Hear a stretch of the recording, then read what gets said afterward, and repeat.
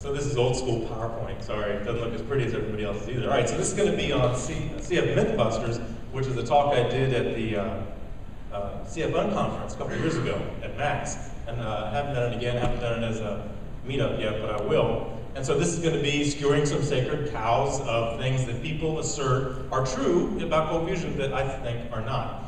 And so part of the confusion comes from old wives' tales that are passed around, things that come from incomplete understanding. And we're going to identify about a dozen of them, and I'm going to post this on my website. So when I have the URLs, don't worry about writing them down. You'll be able to get the presentation off of arehart.org/presentations.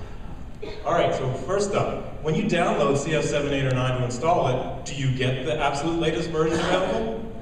No, you don't. And a lot of people don't know that. The installers are only rebuilt when a new updater comes out. So between then, hotfixes, cumulative hotfixes, you got to go get them. So there's a link to where you get them if you didn't know that.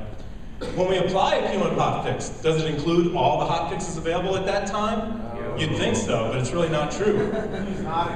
They often don't include some manually applied hotfixes, and they may not be listed on, say, CHF4. So you have to look at CHF1, 2, and 3 if you're going to do 4 to make sure you don't miss something. So I've got some examples there. Check them out. If we set page timeouts in the CF admin or CF setting, CF's can always terminate the pages when they exceed that time, right?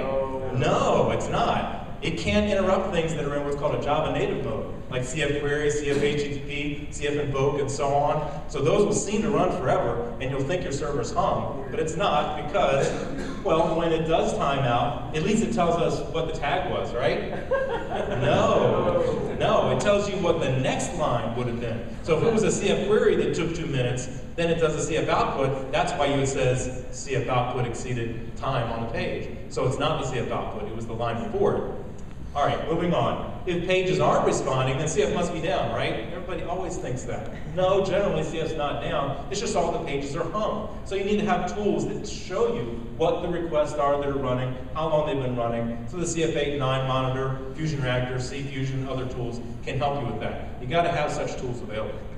Now here's a big myth. People think, I hear it all the time, the CF server monitor is a hog. It's really not true, because it's really only about the start memory tracking that for some people will be bad. But you don't have to start any of the 3 start buttons for it to be valuable. And a lot of people don't know that. So I wrote a blog entry about zero cost benefits, so check that out. Here's another important one. Once you close the server monitor, will it have any more overhead? People think it won't, but that's not true. If you hit those start buttons and you close the monitor, it doesn't matter. They're going to continue to cause CF to gather that information in the background. So you've got to make sure not to leave that on. It's going to stay on over restarts. So don't get burned by that. I could talk about the CF8 monitor and some surprises for a whole session, like requests that don't appear unless you turn on start monitoring, and query details don't appear unless you do start profiling. Alerts don't fire unless you do start monitoring. The memory usage summary, the top of the memory is not the total memory in the heap, the max size, it's your current allocation. And that can be really confusing, so people think they're running out of memory all the time. Okay, so even if we know a request is hanging, there's no way to know exactly what it's doing. It's just you got to restart cold fusion, right? No, with those tools that we talked about, you can do a stat trace, and it'll tell you exactly what line of code the page is hung on. So it might say it's hung on a CF query. It might be a HTTP. Okay, moving on. Well, at least if we keep an eye on the CF logs directory, we're going to know about all our CF errors, right? No, a lot of logs are only in the CF runtime logs or the JRun logs. Or if you're on Linux, it's in the CF server log. So check that out. People think there's no way to track how many sessions there are, but that's not true. First of all, you can turn on JRun metrics. Second, you can use the CF8 server monitor. Third, Mark Lynch has a really cool tool called Server Stats that uses some undocumented functions that some of you know about, but he's written it in a nice little package, so check that out.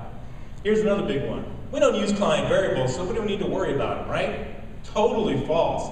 And I don't have time to explain it, but if you say client management equals yes or true or on or whatever, you will probably have client variables being created on your behalf in the registry, in the database, whatever.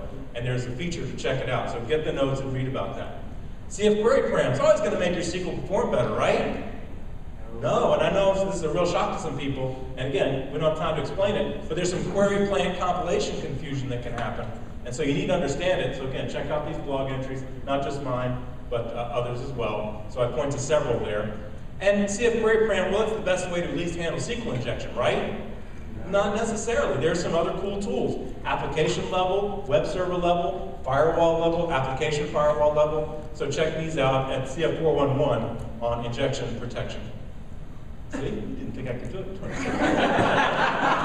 Using create time span is the way to clear out cache entries, right? No, definitely not. It's only going to do that if you execute the SQL statements that were cached while the cache time is set to 0. So that's just an old wives' tale. So how do you solve it?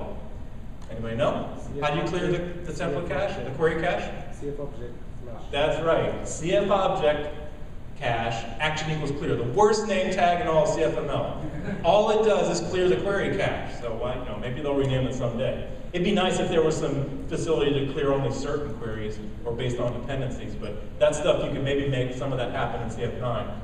Anyway, there's a lot more we could talk about. I have a full presentation where I got into more of these, more myths, more details on each myth, more myths about CF lock and documentation and help. So, did you learn something today?